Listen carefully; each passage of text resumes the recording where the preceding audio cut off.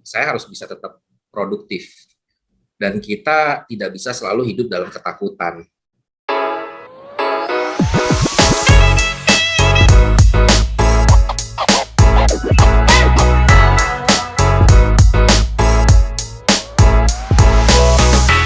Hai Vivers, apa kabar? Selalu jaga kesehatan ya. Hari ini bersama saya Rani Afiati. Saya akan menemani teman-teman untuk selalu update di perkembangan Viv Group ke depannya. Nah, per hari ini yang sudah bergabung dengan saya, seorang koko ganteng kita. Beliau adalah salah satu counterpart di area Jaka 1, clue yang pertama. Yang kedua, dia adalah UV Marketing Division Head. Jadi langsung saja kita sambut koko kita, Bapak Hartawan Surya. Apa kabar, Pak? Sore. Sehat, Ran? Alhamdulillah. Oke, Pak. Apa ada kebiasaan baru terkait dengan bahwa akhirnya belakangan ini pandemi lagi naik lagi nih, Pak? Ada lebih sering berolahraga atau ada aktivitas lain misalnya? Oke, thank you ya, Ran. Ya, tentunya pandemi COVID-19 ini merubah banyak hal dalam kehidupan kita ya. Yang pertama sih buat saya harus bisa tetap produktif. Dan kita tidak bisa selalu hidup dalam ketakutan. Memang kebiasaan yang perlu saya rubah karena ada prokes yang harus saya bangun dalam keseharian saya. Olahraga pasti jadi lebih sering sih ya. Ya minimum lebih rutin lah. Walaupun olahraganya sebentar-sebentar. Nggak ngoyo kok, nggak nyari yang terlalu performing atau bagaimana. Yang penting kita bisa tetap sehat. Kedua, ya tentu suplemen, vitamin, itu saya harus lebih rutin. Ya. Dan yang paling penting, saya berusaha untuk tidak paranoid. Kedua, yang menurut saya merubah kita banyak ya, saya rasa semuanya begitu ya. Buat saya pribadi, kita harus merubah habit offline kita menjadi online ya. Nah, di awal-awal ini nggak mudah sih. Ya, menurut saya itu kondisinya painful ya. Karena kita udah biasa tatap muka gitu ya, merasa ada sesuatu yang hilang. Tapi menurut saya sekarang kayaknya kita udah terbiasa ya. Malah saya melihat ada opportunity dan muncul kreativitas baru yang bisa kita lakukan secara online yang dulu mungkin kita susah gitu. Kayak sekarang kalau misalnya kita di marketing bikin program ya, kita sekarang udah berpikir bagaimana cara sosialisasi kan secara online. Nah, kita sekarang bisa tuh pakai WA Stories ya, kita taruh tagline yang baik gitu, yang eye catching gitu ya, pakai Instagram. Dan juga sosialisasi meeting yang tadinya online, kita sekarang sudah mulai mencoba pakai video singkat untuk memandu program. Jadi teman-teman kalau misalnya lupa, dia bisa memutarkan ulang lagi video tersebut. Gitu. Nah, hal baru ini mungkin dulu tidak pernah terpikirkan. Ya. Jadi menurut saya justru saat-saat ini kita punya kesempatan untuk lebih berkreasi. Dan menurut saya ini bisa dieksplor lagi dengan tren kebiasaan baru ini. Itu sih, Ran. Oke, noted Pak. Berarti olahraga lebih sering, jangan lupa dengan suplemen multivitamin, dan jangan paranoid. Itu terkait dengan kesehatan ya Pak ya. Ya, kemudian nih berikutnya Pak, di podcast bulan lalu Pak Margono itu kan sempat mention ya bahwa Vibrook itu harus terus-menerus mengembangkan bisnisnya karena kita bicara sustainability ya Pak ya. Nah, kalau bicara dari perkembangan bisnis UV, apa ada strategi bisnis UV yang baru Pak di 2020 ini? Nah, ini pertanyaan yang menarik ya. Bisnis UV menurut saya ini bisnis yang bisa dibilang sangat-sangat menarik. Ya, cara paling mudah kalau kita bisa bilang bahwa ini menarik, kita bisa lihat sih perkembangan potensi bisnisnya. Nah, salah satunya adalah kita bisa lihat hadirnya kompetitor ya, yang sejalan dengan market berkembang. Biasa kalau market berkembang itu tidak hanya pasar yang berkembang, tapi pemain juga bertambah. Gitu. Nah, kita bisa lihat sekarang modelnya sangat banyak, gitu ya, yang terjun dalam bisnis yang mirip-mirip dengan kita, yaitu fokus dalam dana tunai. Baik dengan agunan maupun tanpa agunan, baik secara outlet, fisik, maupun secara digital teknologi. Jadi kalau kita garis bawahi, bisnis UV ini sebenarnya bisnis apa sih? Kalau kita lihat, dia masuk dalam kategori ultra microfinancing, yaitu pembiayaan yang kurang lebih 5-20 juta mungkin ya untuk saat ini. Dan untuk bisnis UV, kita masih sangat segmented, yaitu kita targetnya adalah para pengguna sepeda motor yang membutuhkan pinjaman. Dan ini adalah termasuk spesialisasi kita dan ekspertis kita yang sudah kita bangun selama bertahun-tahun ya. Jadi strategi kita sebenarnya di tahun 2022 ini nggak muluk-muluk kok. Kita revisit kembali semua portfolio kita. Karena menurut kita masih banyak yang bisa dikembangkan dari yang sudah ada. Nah, contoh portfolio booking kita sampai 2021 ini dari awal 2002 masih sangat dominan di repeat order. Ya, artinya dari database kita. Nah, kalau dilihat ini, tentunya dasar kekuatan database kita itu menjadi sebuah kekuatan dan sebuah dasar awal gitu ya. Nah, kalau kita berpikir lebih jauh gitu, database kita ini kan awalnya datang dari customer di motor baru, yaitu di new customer kita di NMC, produk NMC. Nah, kalau kita lihat lagi sebenarnya market share kita itu di NMC kan kurang lebih 30% dari market total penjualan Honda. Jadi masih ada 70% motor Honda yang sebenarnya tidak dibiayai oleh FIF. Bisa jadi dia kredit di finance company lain, atau dia beli tunai. Mereka-mereka ini sebenarnya ada juga market potensial yang bisa kita target atau kita ambil atau kita raih. Kita akan berusaha mencari cara untuk explore market ini. Karena tahun 2021 baru belasan persen kita bisa dapat untuk customer non-RO secara nasional. Selain itu kalau kita lihat dari potensi market dan portfolio, kita juga bisa lihat secara channel. Yaitu kita melakukan channel pembiayaan saat ini untuk produk UV adalah melewati kios. Itu secara offline. Bagaimana secara online? Nah, kita ini lagi berusaha embracing perkembangan bisnis dari sisi online. Ya, kalau kita lihat online sekarang merambah dengan konsep yang namanya omni channel. Ya, platform kita ada di mana-mana. Kita bisa dari web, kita bisa dari aplikasi, bisa macam-macam. Nah, ini kan terus dikembangin sama Fit Group ke depannya. Nah, kita pengen eksplor dari dua sisi itu ke depannya lebih jauh lagi. Begitu, Ran. Oke, Pak. Noted, berarti kita bicara tentang potensi market dari new yang belum masuk ke FIF, kemudian termasuk juga pengembangan untuk channel online ya Pak. Nah, selanjutnya Pak, kita juga tahu bahwa banyak kios mandiri kita itu yang bergeser menjadi kios hybrid ya Pak ya. Nah, berjalan dengan hal tersebut, semakin banyak juga kios tandem yang baru dibuka. Apa ada strategi di balik perubahan tentang kios ini ya Pak ya? Oke, kalau kita bicara kios, sebenarnya kita bicara tentang network ya. Nah, kalau kita bicara network, dari arti kata yang paling mudahnya adalah network itu kan jaringan kerja. Pastinya dua hal yang penting, jumlah titiknya dan coverage areanya. Kita sedang bertahap melakukan mapping kembali titik-titik penjualan kita, baik dari sisi cost, juga kita lihat dari sisi potensi market. Strategi kita antara kios mandiri dan kios hybrid adalah lebih ke flexibility. Ya. Challenge kita tentunya tidak hanya growth dan sustain, tetapi perusahaan yang baik adalah perusahaan yang juga bisa menjaga cost concern-nya. Strategi kios hybrid berlatar belakang ke flexibility dan cost effectiveness. Kios tandem pun mirip.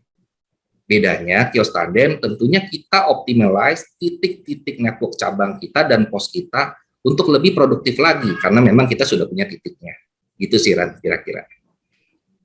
Berarti gimana caranya kita meningkatkan kontribusi dari setiap network yang kita punya ya Pak ya?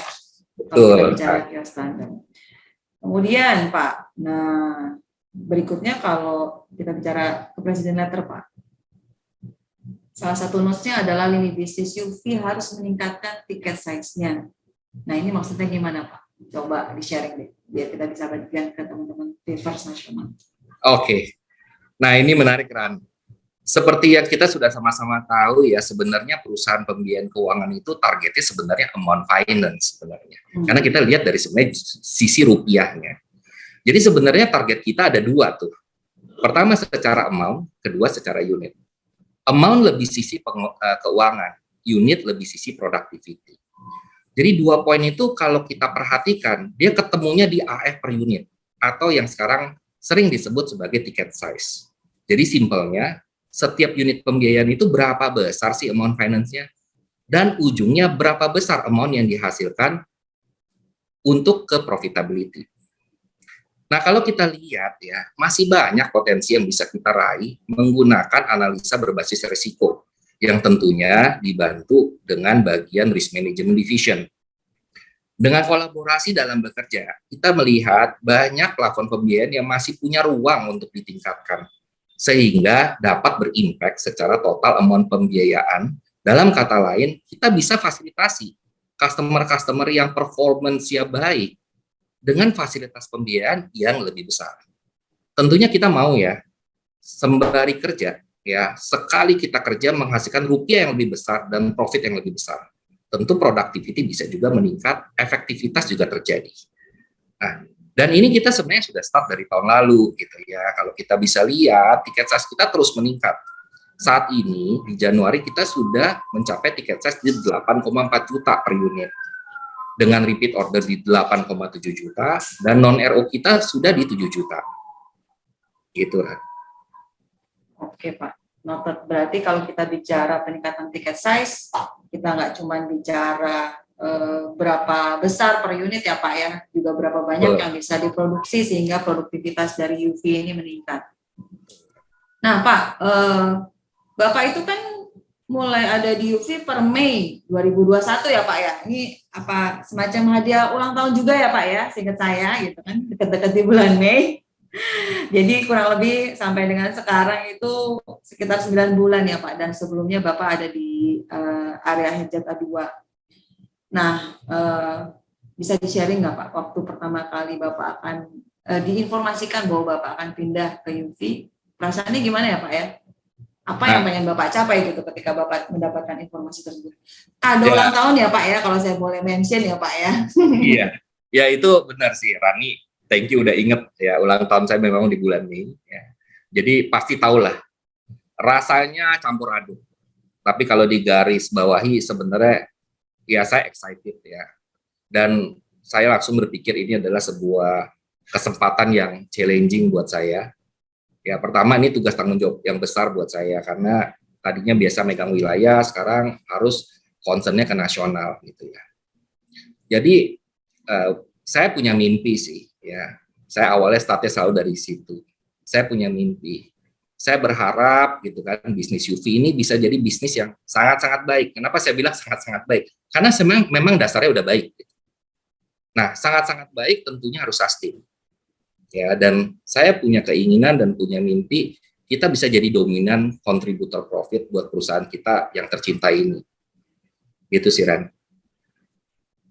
Oke Pak, berarti bagaimana caranya kita menjadi dominan itu rasanya pasti nggak cuma jadi cita-cita Bapak, tapi rasanya cita-cita seluruh Vivers gitu ya, untuk mendukung bagaimana nggak cuma UV yang sustain, tapi bisnis juga akhirnya jadi sustain gitu Pak. Betul, Ren.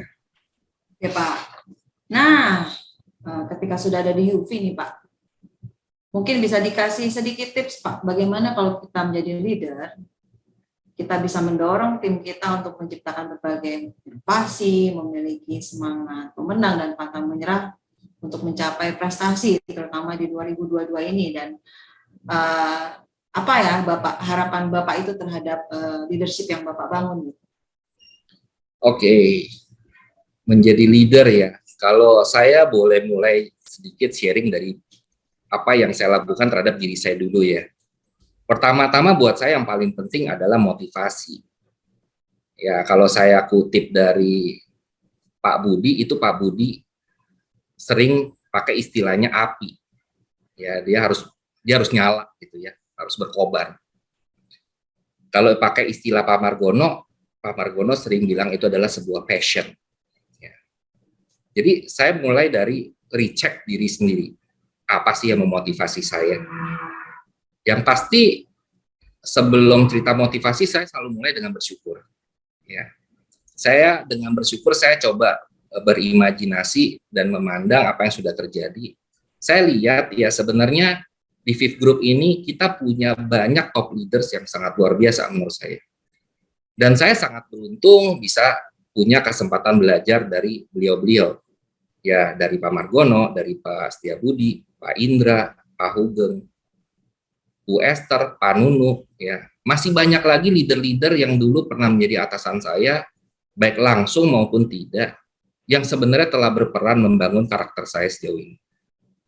Kemudian, saya coba menyederhanakan, apa sih hal-hal yang saya admire dari beliau-beliau. Kalau saya lihat, walaupun gayanya masing-masing berbeda, background berbeda, caranya berbeda, selalu ada dua hal utama ya yang selalu saya lihat dari figur-figur leader yang saya admire, yaitu bagaimana tentang mindset ya, dan kedua tentang etos kerja. Nah, kalau kayak saya lihat dua hal ini memang sangat luar biasa dari top leader kita gitu ya. Dan yang terakhir paling lebih hebat lagi, Fifth Group itu punya leader-leader yang menurut saya semuanya humble dan komunikatif ya, dari jajaran BOD, dari para GM atau division head, para dep head, kepala wilayah, semuanya menurut saya humble dan komunikatif. Nah, saya rasa tidak akan pernah habis saya belajar dan mencontoh dari banyak figur-figur yang ada di Fifth Group. Itulah yang saya rasa hebatnya bekerja di perusahaan ini. Selama bekerja, saya tidak pernah kesulitan untuk mendapatkan saran dari leader-leader, baik langsung di atas saya maupun tidak langsung. Karena kita juga sering ada mentoring gitu ya. Jadi asalkan kita mau bertanya, berdiskusi dan memberanikan diri, dan pastinya tentunya harus sopan ya. Nah, kita pasti bisa gitu mendapat solusi. Nah, dari pembelajaran tadi dari diri saya yang saya renungkan, nah buat saya yang paling penting adalah mengajak dulu tim yang saya kelola dimanapun saya berada, menularkan, sharing, dan mendorong. Karena menurut saya lebih mudah kalau kita sudah punya contoh sukses yang bisa kita tiru dibanding kita membangun sendiri dengan meraba-raba. Jadi peran leader yang ada di dalam Fifth Group yang begitu banyak, menurut saya itu adalah menjadi panutan saya dan patokan saya dalam memotivasi tim. Tinggal kita meniru aja. Gitu sih, Ran. Oke Pak, terkait leadership bahwa ternyata kalau bicara benchmarking nggak hanya terkait dengan best practice industri saja ya Pak ya, tapi leadership itu juga bisa di benchmark untuk jadi diatenkan lah, diamati, ditiru, kemudian kita modifikasi bagaimana kita sesuaikan dengan tim yang kita handle ya Pak ya. Betul sekali Ran. Nah, kemudian Pak, kalau tadi kita bicara 2020 ya, kalau kita bicara 5 tahun ke depan Pak, apa harapan Bapak untuk Fifth Group ini? Ya, kalau harapan saya pastinya sama lah dengan visi perusahaan kita ya, menjadi pemimpin industri yang dikagumi. Sebenarnya kalau menurut saya harusnya sudah terrealisasi. Nah, tapi kalau kita baca visinya adalah dikagumi, ya, pemimpin industri yang dikagumi. Itu ada dua hal sih menurut saya. Kita pertama harus terus menjadi pemimpin, kedua harus terus dikagumi. Nah, dan mencakup dua hal, baik secara internal grup Astra, ya, dan juga perusahaan-perusahaan lain di luar Astra. Nah, itu tentunya tidak mudah. Harapan saya tentunya kita bisa terus menjadi pemimpin industri yang dikagumi. Pemimpin industri itu nggak mudah loh, itu challenging. Tapi kalau dikagumi, ya itu lebih lagi challenging. Apalagi kalau kita harus terus-menerus dikagumi dan menjadi pemimpin industri. Sustainability itu tidak mudah. Mimpi saya sih itu. Gitu sih, Ran. Oke, noted Pak. Berarti pasti jadinya sejalan ya Pak. Kalau kita bicara visi, maka visi itu nggak hanya di level company, tapi akhirnya itu harus bisa diajawantahkan ke seluruh level, dan sustainability jadi impian utama untuk akhirnya mendukung pemimpin industri yang dikagumi. Betul. Nah, last but not least nih Pak, kita bicara tagline ya Pak ya, bahwa Bapak mention action speaks louder than words. Apakah apa action yang harus segera dilakukan oleh Fivers nih Pak? Karena kita bicara masa sulit ya Pak ya, kita berpikir bahwa pandemi udah selesai tapi ternyata Omikron melanda kembali. Kemudian apa pesan yang ingin Bapak sampaikan untuk seluruh Fivers Indonesia, terutama tim marketing UV ya, supaya kita semua bisa bersama-sama menciptakan rekor dan menjadi pemenang Pak di 2020 ini. Oke, thank you Ran. Nah ini tagline sebenarnya saya suka sih. Sebenarnya kalau kita lihat tagline-nya kita udah tahu lah ya, bahwa sebenarnya beraksi lebih penting dibanding sekedar berbicara kan gitu ya. Simpelnya kalau buat saya adalah kita harus bertanya sama diri kita, what next? Ya, dibanding sekedar berbicara, kita harus bertanya tindakan berikutnya apa. Nah, tagline ini saya pakai buat menuntut diri saya sih, Ran, gitu loh ya, untuk berpikir apa yang bisa saya lakukan dalam keadaan apapun, tidak harus dalam hanya keadaan sulit atau keadaan baik, gitu, keadaan apapun, gitu ya. Dibanding saya harus berpikir apa sih alasannya, gitu ya. Bertindak menurut saya jauh lebih valuable, ya dibanding kalau kita bicara cuman yang nggak berubah apa-apa. Nah kalau kita lihat sebenarnya saat ini, profit kita sih sebenarnya cukup baik, ya profit perusahaan kita cukup baik. Tapi bagaimana dengan kelangsungan hidup perusahaan? Kita kan pengen jaya terus ya. Tentunya amount finance dan booking menjadi challenge. Karena tadi kan sudah di-mention bahwa kita ada di masa sulit. Kita tetap pengen besar. Kalau NSA turun, profit yang kita ciptakan saat ini belum tentu bisa terus-menerus sama. Apalagi kita berharap lebih baik. Jadi tentunya kita perlu action, ya. Butuh kreativitas, keberanian, merubah pola pikir dan kebiasaan kita yang kita anggap sudah baik, gitu. Ya, untuk menciptakan sustainability growth ke depannya. Sebenarnya kita nggak sendirian kok. Ada rekan-rekan kita dari mulai di kios, pos, cabang, wilayah, sampai seluruh bagian di head office. Kita tinggal kolaborasi gitu ya, bersama-sama seperti yang value yang kita sudah punya. Bagaimana caranya meningkatkan kreativitas untuk menciptakan pertumbuhan yang berkelanjutan. Nah, kalau kita pikir kita sebenarnya perlu bersyukur. Ya, di pandemi ini kita masih bisa bekerja. Masih bisa berkarya. Dan kita punya peran besar untuk terus membuat perusahaan tempat kita bekerja ini maju terus. Jadi simpelnya sih menurut saya kita harus bertindak.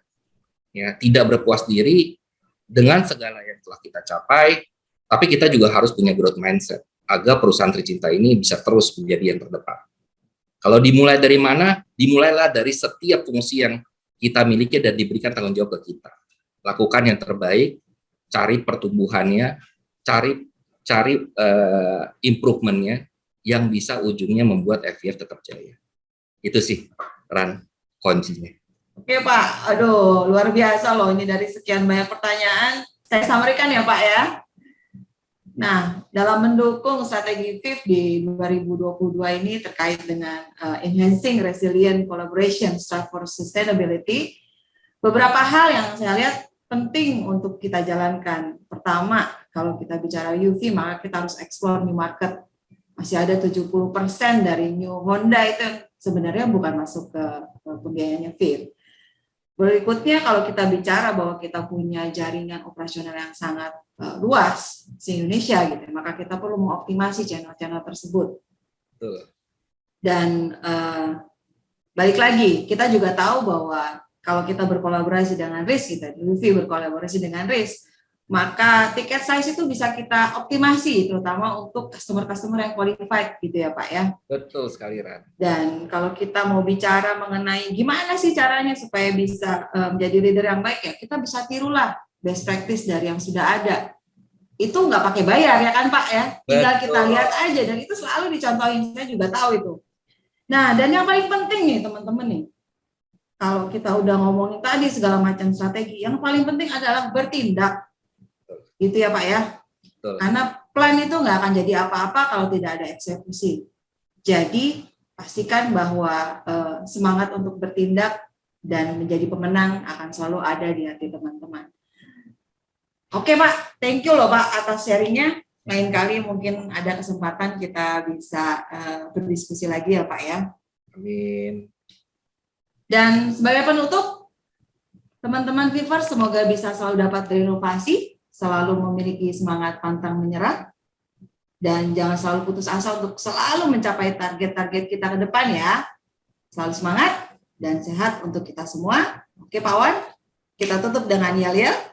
FIF Group luar biasa. Luar biasa. Tim. Tim. Yes.